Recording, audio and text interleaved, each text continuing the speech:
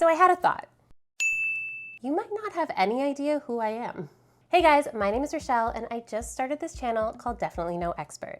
I want this channel to be a fun, creative space where I can share some of the things that I'm getting up to, activities, trips, and especially DIYs. I may or may not look familiar to you, but if I am someone who's new to you, then I think that's pretty awesome and I'm really glad that you decided to check it out. I just wanted to properly introduce myself and tell you a little bit about the DIY journey that has led me here to your screen. I'll start off with the fact that my mom made sure that I was going to be handy. My childhood is filled with changing home decor and all of the painting of walls, finding of studs, and furniture assembly that comes along with it. My mom taught me the basics of sewing, she would take me thrift shopping, and she refused to buy me an easy bake oven, instead insisting that if I was going to bake, I was going to learn to properly bake. So she definitely instilled in me a love of crafts and DIY, and is a huge part of the reason why I'm here. Things really started to take off when I decided, unprompted, that I just had to move away from home, away from the Toronto area. I went to Montreal, and this was just before I turned 26. Okay, you need to understand that this was a very uncharacteristic choice for me as somebody who is a self-described homebody with a fear of stepping outside of my comfort zone. But something was calling for me to do it, and for once, I actually listened. Problem is, I was still me, just in a new place. So I started looking for hobbies that I could do alone in my apartment instead of going out and making friends, I guess. For real though, I did go out and explore the area and have a lot of fun, but I do really love a cozy craft at home. Almost immediately, I jumped into decorating my new space, and once it felt like home, I wanted to enjoy my home, and I spent a lot of my free time doing indoor solitary crafts and hobbies, a lot of which I was inspired to do by watching YouTube. I was baking, painting, making DIY candy-flavored vodka, sewing home goods, sewing clothing, including Halloween costumes, and when the time came, I started changing up my home decor. I upcycled my IKEA items, I painted my kitchen green, I changed out my bedding, I re-upcycled my IKEA items. I even went really hard on zero waste one summer, going so far as to making some of my own beauty products. And somewhere in there, my interest turned from just making the baked goods to decorating them. And then came the moment of truth when I discovered woodworking. Like a lot of you guys, I spent a lot of time watching these amazing makers on YouTube who inspired me to believe that I too could go beyond a power drill and a hammer. You might be familiar with one of my favorite DIY channels, The Sorry Girls. It is a fantastic channel, and if you haven't already seen it, I highly recommend checking it out. Anyways, it started in a sort of sneaky backdoor kind of way with a seemingly unrelated video about low-light plants. So that video made me want to surround myself with plants too. And I ended up getting a couple of big ones that I just didn't have table space for. And I realized that a plant stand in front of my window would just be perfect. I searched high and low and I couldn't find exactly the plant stand that I was looking for. So with my newfound can-do woodworking spirit, I decided that I could make myself one. So off I went to the hardware store to get my lumber, and although I was initially planning on using just a drill and a handsaw, I might have gotten sucked in by a combo set of bright green power tools that were on sale. And the rest is history that I'll keep telling you about. So I managed to cobble together a plant stand that stood.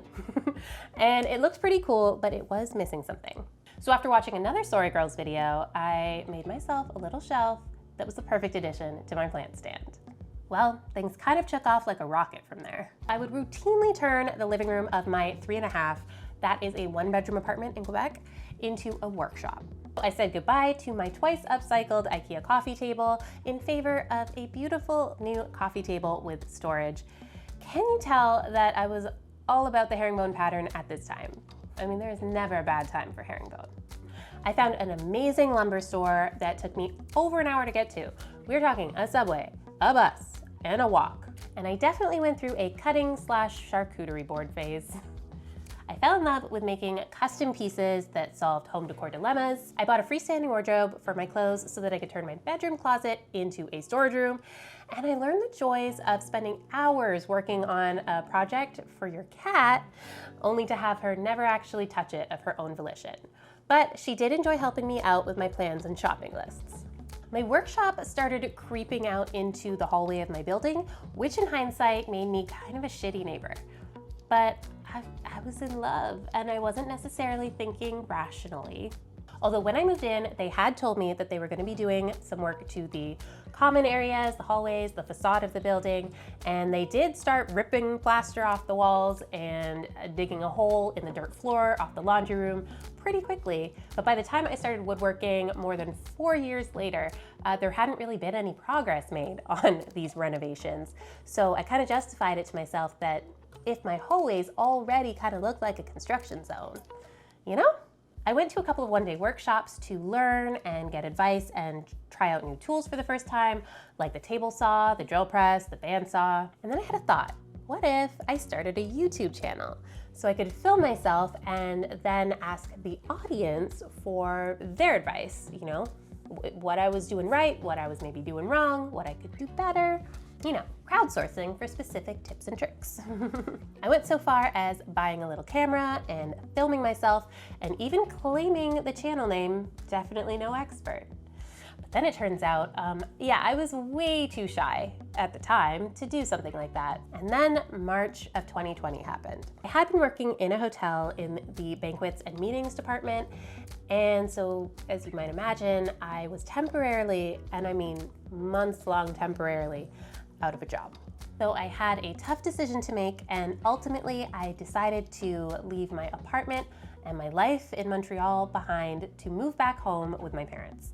So I packed all of my worldly possessions into a U-Haul and said goodbye to my apartment and Montreal for the very last time and drove back. With the world locked down, no job, and a massive sense of fear, I was starting to lose my mind at home. And as cheesy as it might sound, I knew that DIY was where I could maybe find some peace. At first, I was able to put my sewing skills to use, making face masks when there were none to be found. And eventually came curbside pickup. And when I could get my hands on lumber again, I churned out project after project. I bought my first car, an SUV, which my parents somehow convinced me was a more practical option for hauling wood than the little olive green Fiat I had been wanting to go look at. And I even made some work from home solutions for family and friends. I got to bake and upcycle and redecorate and find some joy in learning new craft skills. But somewhere deep in the back of my mind was this little voice going, but what about YouTube? Another amazing channel that I have been watching for years was Alexandra Gater, and a really good friend sent me an Instagram post of Alexandra's where she was looking for some handy help for a day on an upcoming makeover in the Toronto area. I was like, there's no way. But my friend said that it would be a terrible what-if moment for the rest of my life if I didn't at least try. So I responded to the post, and I may have even sent this picture of me and Lou just so that Alexandra would know not only was I handy, but I too was a cat lover. And to my absolute amazement, I booked the gig, and I got to experience a day on set, and it was so much fun. Shortly after filming though, my area went back into lockdown, and there would be no more days on set for anybody for a while. By the time things started up again, I had gotten a job at a paint store, and I think by then, Alexandra might have made one of the greatest discoveries when she hired Handyman Graham. I'm such a fan. So I put the idea of YouTube out of my mind and focused on trying to convince customers that they didn't really want agreeable gray, that maybe they wanted to try blue peacock or fabulous grape. So after some convincing by various family members that I needed to put some of my creations out into the world, I finally broke down and started an Instagram account of my own where I had maybe posted like 3 times, but I did follow all of my favorite creators. And then about a year later, you remember me talking about how the Story Girls were a massive inspiration to me on my DIY journey, right? Well, they too used Instagram posts to reach out to their audience when they were looking for some handy help. And this time I did not hesitate to apply. And once again, with absolute amazement, I got hired as their art assistant. I absolutely loved getting to work with Kelsey and Becky and the team, getting to help out on almost every project and almost every makeover. First, I was behind the scenes, and then I kind of started popping up in the background of videos. With them, I got to have some of the most incredible experiences, like touching the Stanley Cup, the Not this Stanley Cup, the actual Stanley Cup, and getting to fly to the other side of the country to help out with a makeover. And then one day I made the fateful decision to film myself while I was working on a secret project at the office, and that actually became a video on the vlog channel. And then I got the chance to host a video on the main channel, sharing with you guys some of the tools that I thought would be great additions if you were starting your own DIY journeys. So from there, I got to build more projects, host more videos, do full makeovers, and even call myself a sorry girl. It has been the most incredible 3.5 years with Team TSG, and it's not over yet. But I couldn't shake that little voice, you guys. Definitely no expert. So I've decided to stop being shy and stop being scared and finally start that YouTube channel that I dreamed up 6 years ago. While the plan is to keep producing content with the Sorry Girls, I really wanted to share with you guys some more personal content because I got a lot of DIY love to share. So that's me. I hope I haven't scared you off. I would be legitimately delighted if you chose to stick around and see what we get up to next. All right. Okay, bye.